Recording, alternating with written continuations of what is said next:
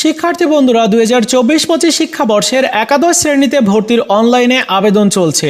ইতিমধ্যে তোমরা অনেকে আবেদন করে নিয়েছো এবং জানতে চেয়েছো যে আবেদন তো শেষ হলো, আমি 5টা কলেজ বা 10টা কলেজ চয়েস করেছি, এই চয়েসের ফলাফল কখন প্রকাশ করবে, বা আমি যে আবেদনটি করলাম এটার ফলাফল কখন দিবে, আমি কোন কলেজে সিলেক্টেড হব বা এটা জানবো কিভাবে, এর সাথে আমি কখন কলেজে চূড়ান্তভাবে ভর্তি হব, ক্লাস কখন থেকে শুরু হবে, এই সম্পর্কে জানতে চেয়েছো।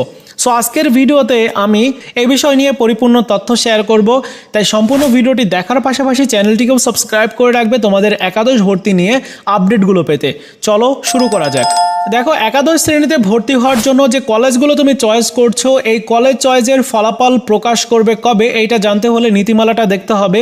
নীতিমালাতে একেবারে সঠিক সময় দেওয়া হয়েছে, ওই একই টাইমেই তোমাদের ফলাফল প্রকাশ করবে। একটু নিচের দিকে যেতে হবে, এখানে দেখতে পাচ্ছ যে টাইম লাইন রয়েছে। যেমন আবেদন শুরু হয়েছে 26 তারিখ থেকে এবং 11 জুন পর্যন্ত অনলাইনে আবেদন চলবে। এটা প্রথম পর্যায়ের আবেদন। এই আবেদন যারা করবে, এই আবেদনের উপর ডিপেন্ড করে ফলাফল প্রকাশ করবে। আরও বেশ কয়েকটা কাজ রয়েছে, যেমন আবেদন যাচাই বাছাই বা আপত্তি নিষ্পত্তি, এটা কলেজ কর্তৃপক্ষ যে শিক্ষা মন্ত্রণালয় করবে 12 তারিখ থেকে 13 তারিখের মধ্যে। আর পুনর্নিরীক্ষণের ফলাফলে যে সকল শিক্ষার্থীর ফলাফল পরিবর্তন হবে তাদের আবার আবেদন করা যাবে হচ্ছে 12 তারিখ থেকে 13 তারিখের মধ্যে, ওই একই সময়টাতে। এবং পছন্দক্রম পরিবর্তন করতে পারবে, মানে এই 26 তারিখ থেকে যারা 11 তারিখ পর্যন্ত আবেদন করবে তারা যদি মনে করো যে আমি পছন্দক্রম পরিবর্তন করব, কলেজ পরিবর্তন করব, ওই কলেজে অ্যাপ্লাই করব না, সেক্ষেত্রে তোমরা 12 তারিখ থেকে 13 তারিখের মধ্যে আর একটাবার সুযোগ পাবে তোমার পছন্দক্রম পরিবর্তনের জন্য। ঠিক আছে, এই কার্যক্রমগুলো শেষ করার পরে 14/6/2024 তারিখ থেকে 18/6/2024 তারিখ পর্যন্ত ঈদুল আজহা উপলক্ষে অনলাইন সার্ভিস ও কল সেন্টার বন্ধ থাকবে। এই যে 4 দিন, এই 4 দিন বন্ধ থাকবে। এরপরে তোমাদের প্রথম পর্যায়ে নির্বাচিত শিক্ষার্থীদের ফল প্রকাশ করবে। তাহলে কবে ফল প্রকাশ করবে? দেখো, 23 জুন তোমাদের ফল প্রকাশ করবে, রবিবার রাত 8টায়।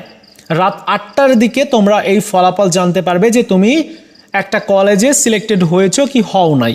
অর্থাৎ আগামী 23 জুন তোমাদের কলেজ ভর্তির ফলাফল প্রকাশ করবে। এটা হচ্ছে প্রথম পর্যায়ের ফলাফল দিবে।